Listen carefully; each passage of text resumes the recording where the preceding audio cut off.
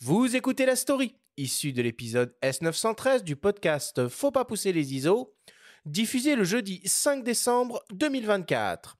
La Story vous est présentée cette semaine par Camara, première coopérative de passionnés photo avec 90 magasins spécialisés photos et vidéos partout en France.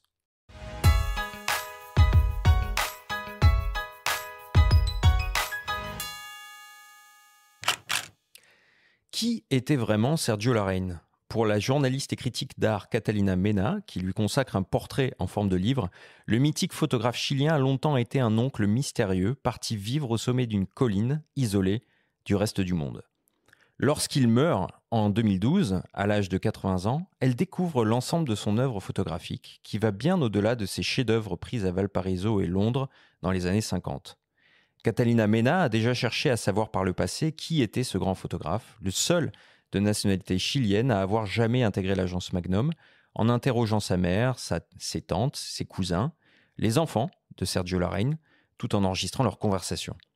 Jusqu'à essuyer le refus de la part de ces derniers qui finissent par en avoir assez de parler de leur père. Pour comprendre ce qui a poussé cet homme au sommet de son art photographique à rompre avec l'agence Magnum à la fin des années 60, puis à vivre en ermite, elle remonte à son enfance. Elle s'intéresse à la figure paternelle, architecte de renom, charismatique et incontrôlable. Elle revient sur les études en ingénierie forestière qu'entreprend Sergio Larraín aux États-Unis, alors qu'il est tout juste majeur en 1945. Il y troque sa flûte traversière pour un Leica, qu'il achève de payer en faisant de la plonge dans des restaurants. L'outil devient son fameux rectangle dans la main. Il revient au Chili 2 ans plus tard, suite à la mort de son petit frère âgé de 8 ans, un épisode qui le marque à vie. Après avoir rencontré René Bury, il fait la connaissance d'Henri Cartier-Bresson. Il montre son travail sur les enfants de rue à Santiago, au cofondateur de Magnum, ce qui lui ouvre les portes de l'agence à l'aube des années 60. Il a alors 28 ans. Il fait sensation au cours de son premier reportage sur la mafia sicilienne, parvenant à photographier un boss redouté en pleine sieste, à son domicile. Il enchaîne les reportages dans le monde entier. Très sceptique sur la vitesse à laquelle il pratique son métier de reporter, il fait part de ses tourments à Cartier-Bresson. Il est alors assailli par des questions existentielles, très exigeant sur son art, farouchement opposé au système capitaliste, et déjà, à l'époque, soucieux de l'environnement. Il quitte Magnum à la fin des années 60, puis, terrorisé par la guerre froide et le régime de Pinochet, arrivé au pouvoir au Chili en 1973, il s'éloigne peu à peu de la civilisation. Il publie des photos jusqu'en 1978, puis il vit comme un ermite, sans frigo, ni télé, ni radio, ni courrier électronique, ni téléphone, ni sonnette. Il renonce à l'acquisition de biens matériels et à l'usage de la voiture. Végétarien, adepte du yoga, il passe ses journées à peindre, à écrire, écouter de la musique classique. Il écrit des poèmes, parfois illustrés de photos ou de dessins, des satori, sorte d'ancrage méditatif dans le moment présent. Valparaiso, une nouvelle fois publiée en 1993 selon une maquette qu'il a lui-même conçue, à partir de 40 ans de photographie dans la ville, accompagnée de ses notes manuscrites, devient un livre culte. Lui qui dit avoir été pris d'une fièvre aux dimensions verticales à Valparaiso, donne à voir sa déconcertante maîtrise du cadre et de la géométrie, autant que son empathie pour les enfants des rues, les personnes sans abri et les plus démunis. Les seuls sujets qui avaient du sens aux yeux de ce flâneur ascète et mystique. Pour le prix Nobel de littérature Pablo Neruda, auteur de l'introduction du livre, qui prétendait faire le tour du monde en parcourant les innombrables escaliers de la ville, Sergio Larraín était le vagabond de Valparaiso.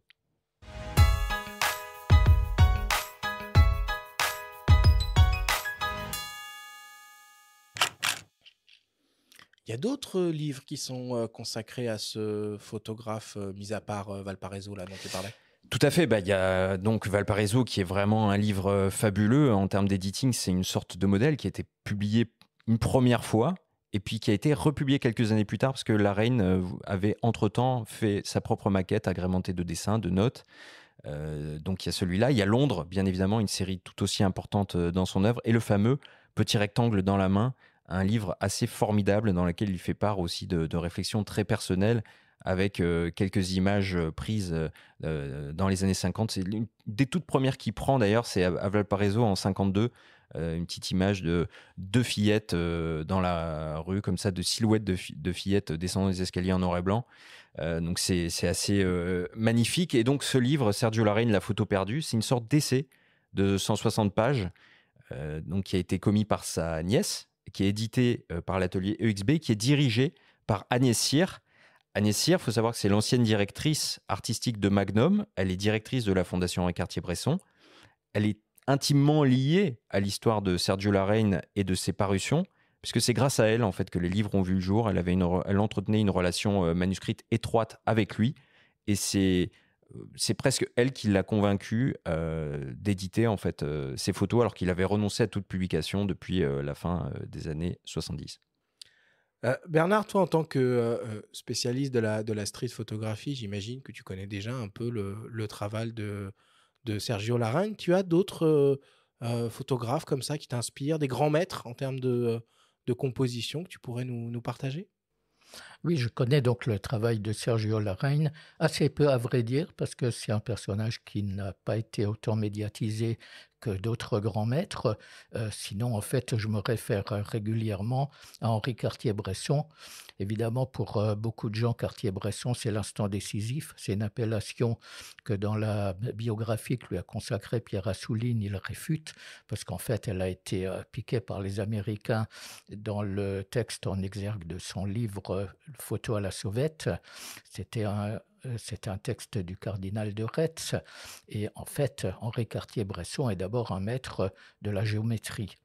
Et là, évidemment, sur la géométrie, il s'est largement expliqué, il a donné largement d'interviews sur le sujet. Et pour lui, la base, c'était le nombre d'or, c'était le cadre, c'était les lignes, les volumes. Bref, c'est avant tout un géomètre. Et d'ailleurs, dans Valparaiso, on peut lire, dans le livre, Valparaiso, on peut lire des extraits, des reproductions d'échanges épistolaires entre Sergio Larraín et Cartier-Bresson, parce qu'ils échangeaient beaucoup.